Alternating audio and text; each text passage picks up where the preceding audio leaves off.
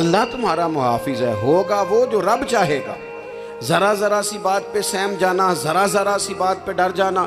حضور نے لوگوں کو قوت فیصلہ عطا کی، اور اتنی بڑی قوت فیصلہ حضور نے دی کہ کل تک جو فیصلہ کر نہیں نہ پا رہے تھے، آج انہوں نے اس طرح کے فیصلے کیے کہ اپنی ساری کی ساری اولادیں لے کر وہ میدانوں میں کھڑے ہو گئے۔ وہ ڈٹ گئے کہ ہم نے کفر کے مقابلے میں جہاد کرنا ہے۔ انہوں نے طے کر لیا کہ حق کیا ہے، سچ کیا ہے۔ نبی پاک علیہ السلام نے ہمیں عقیدہ توحید دیا، اور وہ طے کر کے دیا ہے نبی پاک نے۔ سجدہ سوائے اللہ کے کسی کو جائز، اگر کوئی عبادت کی نیت سے کرتا ہے تو سجدہ کفر ہے، اور اگر تعظیم کی نیت سے کرتا ہے تو حرام ہے۔ اعلیٰ حضرت بریلوی رحمۃ اللہ علیہ نے 50 کے قریب دلائل کتاب و سنت سے اور 100 سے زیادہ دلائل فقہ اور اصول فقہ سے بیان فرمائے ہیں کہ کسی اور کے لیے تعظیمی سجدہ بھی حرام ہے۔ نبی پاک علیہ السلام تشریف فرما تھے تو کچھ جانوروں نے آ کے حضور کے قدموں پہ سجدہ کیا، پیش نظر ہے وہ نوبہار، اور سجدے کو دل ہے بے قرار، روکیے سر کو روکیے، یہی تو امتحان ہے۔ کچھ جانوروں نے جب سجدہ کیا تو صحابہ عرض کرنے لگے، یا رسول اللہ صلی اللہ تعالیٰ علیہ وسلم ہمارا بھی دل کرتا ہے۔ تو حضور نے فرمایا، بھی سجدہ سوائے رب کے کسی کے لیے جائز نہیں ہے۔ ہاں اگر جائز ہوتا تو میں خاتون سے کہتا کہ اپنے شوہر کو سجدہ کرے۔ نبی پاک علیہ السلام نے حد بندی کر دی۔ اور پھر دیکھیں، یہ جو ہم میلاد مناتے ہیں نا، یہ میلاد اللہ تعالیٰ کی توحید کا بہت بڑا اعلان ہے۔ ہم کہتے ہیں نبی پاک کا میلاد ہوا، جس کا میلاد ہوتا ہے وہ خدا نہیں ہوتا، جو پیدا ہوتا ہے وہ رب۔ جب ہم میلاد منا رہے ہوتے ہیں تو ہم یہ بتا رہے ہوتے ہیں بھئی حضور خدا نہیں، حضور تو 12 ربیع الاول کو پیدا ہوئے۔ تو جو پیدا ہو، رب پیدا، لم یلد ولم یولد، اللہ تبارک و تعالیٰ پیدا نہیں ہوتا، مالک تو ازلی ابدی شانیں رکھتا ہے۔ اس لیے عقیدہ توحید بندے کو مضبوط کر دیتا ہے۔ انسان جب عقیدہ توحید والا ہو جاتا ہے، اور نبی پاک علیہ السلام دنیا میں رب کی طرف بلانے آئے، وداعیا الی اللہ باذنہ وسراجا منیرا، حضور نے لوگوں کو اللہ کی جانب دعوت دی۔ جب انسان توحید والا ہو جاتا ہے تو مضبوط ہو جاتا ہے، وہ کسی سے نہیں ڈرتا، وہ سمجھتا ہے ہونا تو وہ ہے جو میرا رب چاہے گا، مجھے پریشان ہونے کی ضرورت کیا ہے۔ پھر اس کا بھروسہ بھی اللہ تعالیٰ پر، اس کی امیدیں بھی اللہ رسول سے، اس کی توجہات کا قبلہ بھی سارا ادھر ہی۔ تو حضور نے لوگوں کو عقیدہ دیا، مضبوط کیا۔ رسول پاک صلی اللہ تعالیٰ علیہ وسلم نے ذہنوں کو پختگی عطا فرمائی۔ تو سب سے بنیادی چیز حضور کا جو احسان ہے وہ عقیدہ ہے۔ پھر بعض خاص طبقات پر حضور نے خاص احسان کیا۔ آج بھی پوری دنیا میں ڈھنڈورا پیٹا جاتا ہے عورتوں کے حقوق کا، پوری دنیا کے اندر، اور بعض لوگ عورتوں کو بڑا دھوکہ دیتے ہیں، کہتے ہیں تمہیں حق نہیں ملتے لہٰذا تم سڑکوں پہ آ جاؤ، معاذ اللہ، تمہیں حق نہیں ملتے لہٰذا تم معاذ اللہ بازاروں کی رونق بن جاؤ۔ عورتوں کو بڑا پریشان کیا جاتا ہے حقوق کے تعلق سے۔ نبی پاک علیہ السلام کی آمد سے پہلے کوئی خاتون کے ساتھ سلوک اچھا نہیں کیا جاتا تھا، اس کا کوئی جائیداد میں حصہ نہیں تھا۔ عورت کا خامد اگر فوت ہو جاتا تو وہ اپنے سسرال کے خاندان کی پراپرٹی بن جاتی، معاذ اللہ، اور جس کے مرضی چاہے سپرد کر دیتے۔ ہندوستان کے بعض علاقوں میں ایسی کبھی رسمیں بھی پائی جاتی تھی کہ بعض عورتیں اپنے خامد کے ساتھ جل جانا مناسب سمجھتی تھی کہ بعد میں کوئی زندگی تو ہوگی نہیں، اور بیوہ خاتون اور طلاق یافتہ خاتون، اس کے بارے میں تو لوگوں کا خیال تھا کہ شاید یہ خاتون بالکل سوسائٹی اور سماج کا حصہ ہی نہیں ہونی چاہیے۔ قربان جائیں، یہ اعزاز میرے نبی پاک نے دیا ہے۔ حضور نے پہلی شادی ہی اس خاتون سے کی ہے جن کا پہلے بھی نکاح ہو چکا تھا، اور خاتون کو حضور نے حقوق دیے، جائیداد میں حصہ دیا۔ کہا جو بیٹیوں کی بہنوں کی پرورش کر کے آئے گا اور اچھی پرورش کر کے انہیں روانہ کر دے گا، جس طرح میری 2 انگلیاں جڑی ہوئی ہیں میرے ساتھ جڑ کے جنت میں جائے گا۔ اور ایک روایت میں فرمایا کہ جب کسی کے ہاں بیٹی پیدا ہوتی ہے نا تو اللہ فرشتوں کو بھیجتا ہے اور وہ اس کے گرد کھڑے ہو جاتے ہیں اور گھر والوں کو سلام کہتے ہیں اور کہتے ہیں یہ ضعیفہ ایک ضعیفہ سے پیدا ہوئی ہے، یہ کمزور یعنی صنف کے لحاظ سے کمزور نازک بچی ایک نازک ماں سے پیدا ہوئی ہے۔ فرشتے کہتے ہیں جو اس کی پرورش کرے گا نا، اللہ قیامت تک اس کی مدد کرے گا، اس کی ہمیشہ مدد ہوتی رہے گی۔ اور نبی پاک صلی اللہ تعالیٰ علیہ وسلم کی خدمت میں آ کے جب خواتین نے کہا تھا نا یا رسول اللہ، ہمارے تو دین دنیا کے معاملات میں مردوں کے تعلق سے کمزوری ہے، کئی دن تو ہم ویسے نماز نہیں پڑھ سکتی مہینے میں، کئی دن تو ہم ویسے عبادات کے قریب نہیں جا سکتی، جہاد پہ ہم نہیں جاتی، گواہی ہماری مردوں کے برابر نہیں، تو یا رسول اللہ صلی اللہ علیہ وسلم ہمارا بھی کوئی اعزاز ہے؟ تو حضور نے فرمایا جب کوئی خاتون حاملہ ہوتی ہے نا تو اللہ اسے اتنا ہی ثواب دیتا ہے جتنا جہاد کرنے والے کو ثواب دیتا ہے، اور جب بچہ پیدا ہوتا ہے تو اللہ تعالیٰ اسے شہادت کا درجہ عطا کرتا ہے، اور جب وہ بچوں کو دودھ پلاتی ہے تو رب اسے غلام آزاد کرنے کا ثواب عطا کرتا ہے۔ ایک دفعہ نا نبی پاک صلی اللہ تعالیٰ علیہ وسلم کی خدمت عالی مرتبت میں حضرت عائشہ صدیقہ رضی اللہ تعالیٰ عنہ نے ایک واقعہ عرض کی حضور آج میرے ساتھ عجیب معاملہ ہوا، میں گھر میں اکیلی تھی تو ایک خاتون 2 بیٹیوں سمیت آئی، اس نے کہا کہ میں بھی بھوکی ہوں، میری بیٹیاں بھی پریشان ہیں، کھانا نہیں کھایا۔ سیدہ پاک کہتی ہیں یا رسول اللہ میرے پاس بھی 3 کھجوریں تھیں گھر میں پڑی، یہ 2 جہاں کے شاہ ہیں پر پاس کچھ رکھتے نہیں، اور 2 جہاں کی نعمتیں ہیں ان کے خالی ہاتھ میں۔ فرماتی ہیں وہ 3 کھجوریں میں نے ان 3 ماں بیٹیوں کو دے دی، ماں نے پہلے ایک کھجور دونوں بیٹیوں کو دی، پھر بچیاں وہ کھجور کھا کے ماں کی طرف دیکھنے لگی تو جو کھجور ماں کے پاس تھی اماں نے اس کے بھی 2 حصے کر کے بیٹیوں میں بانٹ دیے۔ حضرت عائشہ عرض کرنے لگی یا رسول اللہ میں نے یہ بڑا نرالا رنگ دیکھا ہے، ماں کا اپنے بچوں سے پیار کا انداز۔ تو حضور نے کیا فرمایا؟ نبی پاک علیہ الصلوۃ والسلام فرمانے لگے سن پھر اللہ تعالیٰ نے اس عورت پر جنت کو واجب کر دیا ہے، فرمایا اللہ نے اسے جہنم سے دور کر دیا ہے جو بیٹیوں کے معاملے میں آزمایا گیا، اور جس نے پھر ان کے ساتھ اچھا سلوک کیا۔ اپنا حضور کا عمل یہ تھا کہ حضور کی بڑی صاحبزادی سیدہ زینب رضی اللہ تعالیٰ عنہ، یہ حضور کی سب سے بڑی صاحبزادی ہیں، یہ بخاری میں آپ کو ملے گا کہ ان کی بیٹی جناب امامہ بنت زینب چھوٹی سی عمر تھی، تو جب حضور نماز کے لیے آتے تھے تو نواسی کو اٹھا کے ساتھ لے آتے تھے، اور وہ حضور نماز پڑھتے تھے تو وہ نبی پاک کے کندھوں پہ کھیلتی تھی۔ حضور نے عملاً بیٹیوں سے پیار کرنا سکھایا، بیٹیوں سے محبت کریں، بیٹیوں سے پیار کریں۔ بیٹیاں بڑی خیرخواہ ہوتی ہیں، بیٹیاں ماں باپ کی بڑی وفادار ہوتی ہیں، بیٹیاں بڑا خاص تعلق رکھتی ہیں۔ جوانوں آپ سے بھی کہوں گا بہنوں کی طرف توجہ رکھیں، جو کسی کی بہن آپ کے گھر ہے اس کا بھی خاص احساس کریں، وہ بھی کسی کی بہن ہے، لیکن اپنی بہن کے ساتھ بھی خاص نسبت کا تعلق قائم رکھیں، رشتوں میں اعتدال ہونا چاہیے۔ اس صنف کو نبی پاک علیہ السلام نے خاص کر کے نوازا ہے، اور ہمارا بھی ان کے ساتھ خاص رشتہ ہونا چاہیے۔ اسی طرح کا معاملہ یتیموں کے ساتھ ہے، کمزوروں کے ساتھ ہے۔ دیکھو آج نا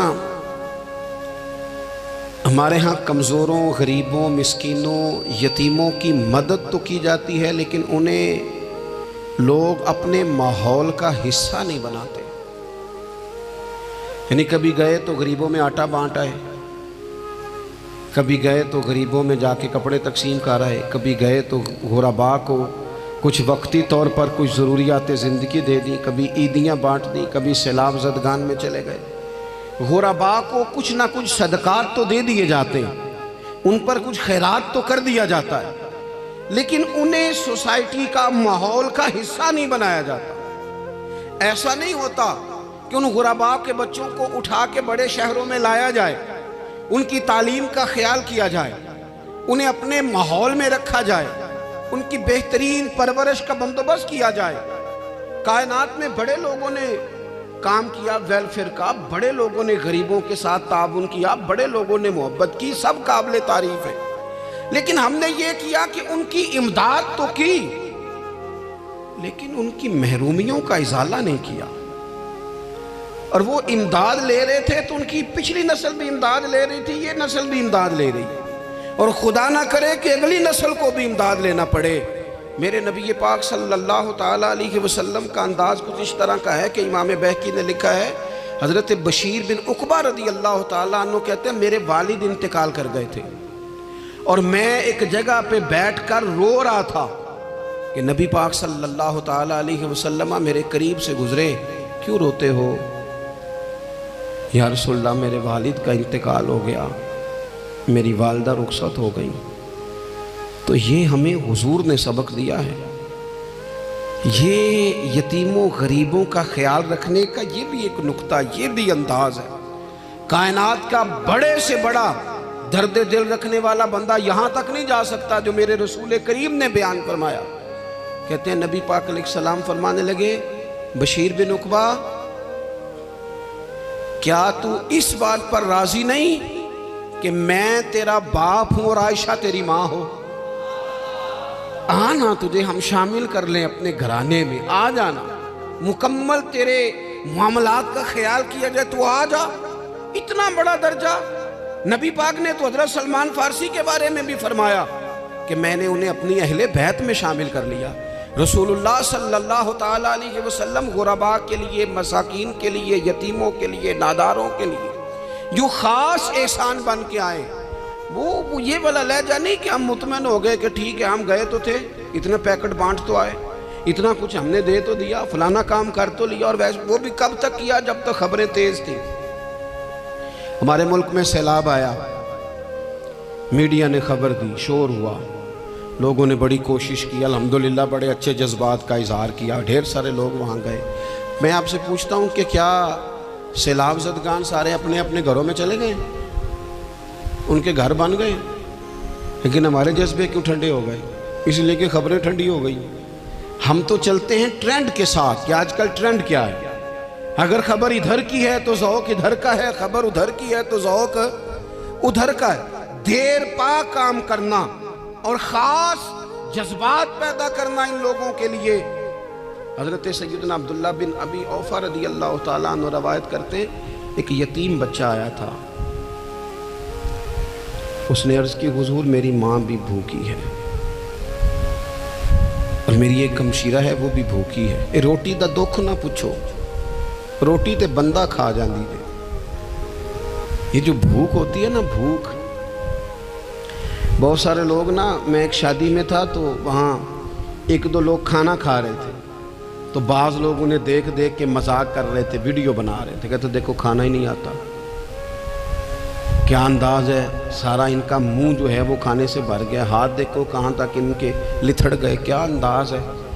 تو میں نے کہا تم ان کے کپڑے بھی تو دیکھو نا, انداز, بیٹھنا اٹھنا, کپڑے پہننا, یہ غریبی کا پتہ دیتے ہیں. بھوک جب تیز لگی ہو پھر کھانے کے آداب لوگوں کو یاد نہیں رہتے. غربت نے میرے بچوں کو تہذیب سکھا دی, اب وہ سہمے ہوئے رہتے ہیں, شرارت نہیں کرتے. وہ عزیز ہوتا یہ ہے کہ جب انسان کو بھوک شدید لگی ہو نا, پھر اسے ڈاکٹر کی ہدایات نہیں یاد رہتی, پھر تو پیٹ کی آگ بجھانے کو لوگ دوڑتے ہیں. تو کہتے ہیں اس بچے نے آ کے عرض کی, یا رسول اللہ صلی اللہ تعالی علیہ وسلم ماں بھی بھوکی ہے, بہن بھی بھوکی ہے. حضور نے نا اسے 21 کھجوریں عطا فرمائیں, فرمایا 7 تیری, 7 تیری بہن کی, 7 تیری والدہ کی. اور یہ حضور نے 21 کھجوریں دی ہیں, یہ نبی پاک نے 21 دی ہیں. ہاں یہ حضور نے 21 دی, اور حضور تو اشارہ بھی کر دینا تو پھر روٹی ساری زندگی ختم نہیں ہوتی. وہ حضرت ابو ہریرہ کو بھی ملی تھی, فرماتے ہیں میں کئی سال کھاتا رہا, 1 کلو کھجوریں تھی پر ختم ہی نہیں ہوئی. 21 کھجوریں حضور نے دیں. حضرت معاذ بن جبل رضی اللہ تعالیٰ عنہ اٹھے اور دوڑ کے جا کے نا اس یتیم کے سر پہ ہاتھ پھیرا اور کہنے لگے, پتر اللہ تجھے اپنے والد کا جانشین بنائے. تو حضور فرمانے لگے, معاذ یہ تم نے کیا کیا؟ عرض کی حضور اس بچے کی بات سن کے میرا دل بھر آیا ہے, محبت نے انگڑائی لی ہے تو میں نے یتیم کے سر پہ ہاتھ پھیرا ہے۔ یہ دیکھو حضور کا رشتہ۔ نبی کریم فرمانے لگے سن پھر، جس نے کسی یتیم کے سر پر محبت سے ہاتھ ہی پھیر دیا نا تو اللہ ہر بال کے بدلے اسے ایک نیکی بھی عطا کرے گا، ایک گناہ بھی معاف کرے گا، ایک درجہ بھی بلند فرمائے گا۔ چلو ہاتھ ہی پھیر دیا، تو نے کچھ تو کیا یتیم کے ساتھ، تیرا کوئی تو اس سے رشتہ ہوا۔ اور تیسرا طبقہ ہے غلاموں کا، مسکینوں کا، غریبوں کا۔ میں اور آپ اس ملک میں رہتے ہیں جہاں کچھ لوگوں کو کھانا بھی نہیں وقت پہ ملتا، اور کچھ لوگ 5 لاکھ روپیہ گاڑی کا اس لیے اضافی دے دیتے ہیں کہ مجھے ذرا نا نیو ماڈل جلدی چاہیے۔ یعنی ایک طرف ملک کی حالت یہ ہے کہ بعض لوگوں کے پاس پیسے نہیں ہیں کہ بچوں کی فیس بھر سکے، لیکن دوسری طرف حال یہ ہے کہ نئے ماڈل کا موبائل اگر مارکیٹ میں آتا ہے تو وہ ختم ہو جاتا ہے، ملتا ہی نہیں، وہ شارٹ ہو جاتا ہے۔ کچھ لوگوں نے اس طرح کیا ہے کہ انہوں نے یہ سمجھا ہے کہ دولت شاید موج کرنے کے لیے ہمیں دی گئی ہے، ہم طرح طرح کے کھانے کھائیں، طرح طرح سے چیزیں اوڑیں، طرح طرح کے معاملات کریں۔ انہوں نے یہ طے کر لیا ہے۔ اس کا نقصان کیا ہوا ہے؟ اس کا نقصان یہ ہوا ہے کہ کچھ لوگ غربت کی سطح سے نیچے آ گئے ہیں بیچارے۔ نبی پاک کا جو احسان ان غریب لوگوں پر ہے، حضور علیہ السلام کے پاس نا حضرت عبداللہ ابن عمر روایت کرتے ہیں اور طبرانی میں موجود ہے، حضور کے پاس نا 10 دینار تھے۔ ہمارے پاس بھی پیسے ہوتے ہیں نا، لیکن وہ کچھ ہوتے ہیں ہمارے کھانا کھانے کے لیے، کچھ ہوتے ہیں آئس کریم کھانے کے لیے، کچھ اس لیے ہوتے ہیں کہ آج میری مرضی دا نہیں پکا، لہٰذا میں نے، ہمارے ایک دوست ہیں وہ کہتے ہیں کہ آج کل یہ ماحول بن گیا ہے کہ بچے اگر کہتے ہیں نا کھانا میری مرضی کا نہیں تو اماں کہتی ہے جا تو برگر کھا لے۔ کہتے ہیں ہمارے دور میں یوں نہیں ہوتا تھا، اگر ہم کہتے تھے نا کھانا میری مرضی کا نہیں تو پھر ہمیں ڈبل چیز کھانے کو ملتی تھی، ایک مار بھی کھانا پڑتی تھی اور وہ کھانا بھی کھانا پڑتا تھا۔ اور پھر کچھ پیسہ لوگوں نے صرف اس لیے سنبھال کے رکھا ہوا ہے کہ جو اضافی چیزیں ہیں نا، اضافی، میرا ویسے تجربہ نہیں ہے اور نہ میں نے زیادہ گہرائی سے دیکھا ہے، بس مجھے بتایا گیا ہے، اور پتہ نہیں اب بات درست ہے کہ نہیں، مجھے بتایا گیا ہے کہ پہلے لڑکیاں بیوٹی پارلر جاتی تھی، اب سنا ہے لڑکے بھی جاتے ہیں۔ اب خدا جانے یہ بات سچ ہے کہ غلط ہے۔ یہ جو اضافی اخراجات ہیں نا، یہ اگر ہم تھوڑے سمیٹ لیں، یعنی مولا علی شیر خدا کرم اللہ تعالیٰ وجہہ الکریم مزدوری کر کے نکلے تو 2 کلو کھجوریں تھیں، حضور بس فرمانے لگے 1 کلو میرے بچے کھائیں گے اور کلو مدینے کے غریب بچے کھائیں گے، یعنی کل 2 کلو ظاہری طور پر کھجوریں ہیں، اس میں بھی دوسروں کا حصہ۔ ہمارے پاس جو مال آتا ہے اگر تھوڑا سا نا ہم اسے یہ نہ سمجھ لیں کہ میرا ہی حق ہے، کسی کو اس میں سے ایک لقمہ بھی نہیں ملنا چاہیے، اگر ہم تھوڑا سا نا دل کشادہ کریں تو 3 لوگوں کا کھانا 4 بھی کھا سکتے ہیں، 4 کا کھانا 5 بھی کھا سکتے ہیں، 6 کا کھانا 7 کا کھانا 10 بھی کھا سکتے ہیں۔ شرط یہ ہے کہ دل کشادہ ہو، دل دریات سمندروں ڈونگے کون دلاں دیا جانے، تھوڑی سی نا کشادگی پیدا کی جائے۔ حضرت عبداللہ ابن عمر کہتے ہیں نبی کریم علیہ السلام کے پاس نا 10 دینار تھے، ویسے تو کائنات ہی میرے نبی کی مٹھی میں ہے، لیکن ظاہری طور پر 10 دینار تھے۔ حضور ایک دکان پہ گئے، 4 دینار کا حضور نے ایک جوڑا خریدا، کپڑے خریدے، وہ قمیض حضور نے پہنی تو ایک انصاری آگے بڑھ کے عرض کرنے لگے حضور میرا بڑا دل کر رہا ہے، یہ مجھے نہیں دے دیتے آپ؟ تو حضور خوش ہو گئے۔ یہ میرے محبوب کا دروازہ ہے کہ جب کوئی مانگتا ہے تو حضور خوش ہو جاتے ہیں۔ نبی کریم سے مانگا اس شخص نے تو حضور خوش ہو گئے، اور محبوب نے وہ کرتا، وہ کپڑے اتار کے اس انصاری کو عطا کر دیے، اور 4 دینار کے اور خرید لیے، باقی بچے 2 دینار۔ نبی کریم وہ لے کے نکلے، رخصت ہوئے گھر جانے کے لیے، تو رستے میں خاتون کو روتے ہوئے دیکھا، حضور رک گئے، فرمایا کیوں رو رہی ہو؟ عرض کرنے لگی یا رسول اللہ صلی اللہ تعالیٰ علیہ وسلم میں فلاں آدمی کی کنیز ہوں، نوکرانی ہوں، اس نے آٹا لینے بھیجا تھا 2 دینار کا، وہ 2 دینار گم ہو گئے، حضور نے 2 دینار اسے عطا کر دیے، وہ دیے تو پھر رو رہی تھی، فرمایا اب کیوں روتی ہو؟ کہنے لگی یا رسول اللہ ڈرتی ہوں دیر بڑی ہو گئی یا مار ہی نہ پڑے۔ تو حضور نے فرمایا چل نہ میں تیرے ساتھ چلتا ہوں۔ حضور ان کے گھر گئے، وہ اہل ایمان کا گھر تھا جن کی وہ کنیز تھی، جا کے کہا السلام علیکم، اندر سے جواب ہی نہیں آیا۔ پھر فرمایا السلام علیکم، کوئی جواب ہی نہیں آیا۔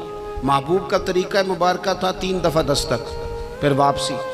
تیسری دفعہ کہا السلام علیکم تو وہ سارے بول پڑے وعلیکم السلام یا رسول اللہ، حضور ماں باپ قربان۔ حضور فرمانے لگے میں نے پہلے بھی 2 دفعہ سلام لیا، بولا کوئی نہیں۔ کہا یا رسول اللہ اپنے نصیب تھے نا کہ ہم پہ سلامتیاں بھیج کون رہا ہے، ہم نے سوچا ذرا 3 دفعہ مل جائے سلامتی، ذرا مل جائے نا، حضور سلامتی بھیج رہے ہیں تو آتی رہے نا۔ تو محبوب کریم علیہ السلام فرمانے لگے یہ تمہاری کنیز وہاں کھڑی رو رہی تھی، اس بیچاری کے 2 دینار گم ہو گئے تھے، اسے دوبارہ سامان لاتے کچھ دیر ہو گئی، اس پر سختی نہ کرنا، مارنا نہ۔ غلام کہنے لگے حضور اس خاتون کے قربان جائیں جو ہمارے کریم رسول کو ہم جیسے غریبوں کے گھر تک لے آئی ہے، مارنا کیا، ہم اسے آزاد کرتے ہیں، یہ آزاد ہے اللہ کی رضا کے لیے۔ یہ دیکھو یہ میرے نبی پاک کا انداز ہے۔ حضور نکلے تو جناب عبداللہ ابن عمر فرماتے ہیں رسول کریم فرمانے لگے شکر ہے اللہ تعالیٰ کا، 10 دینار تھے، ایک انصاری نے بھی قمیض پہن لی، میں نے بھی قمیض پہن لی، اور رب نے کنیز کو آزاد بھی فرما دیا۔ یہ انداز ہمیں نبی کریم نے دیا ہے کہ ہم اپنے دولتوں میں، اللہ کی عطاؤں میں غرباء کو، قریبیوں کو، رشتہ داروں کو، بہن بھائیوں کو تھوڑا شریک کر لیں، تاکہ وہ جو آسودگی اللہ نے ہمیں دی ہے اس میں سے دوسروں کو بھی کچھ نفع ملے۔ اور ایک بات آخر میں آپ کی خدمت میں یہ عرض کرنی ہے کہ جو زیر دست لوگ ہوتے ہیں نا، غلام، ملازم، نوکر،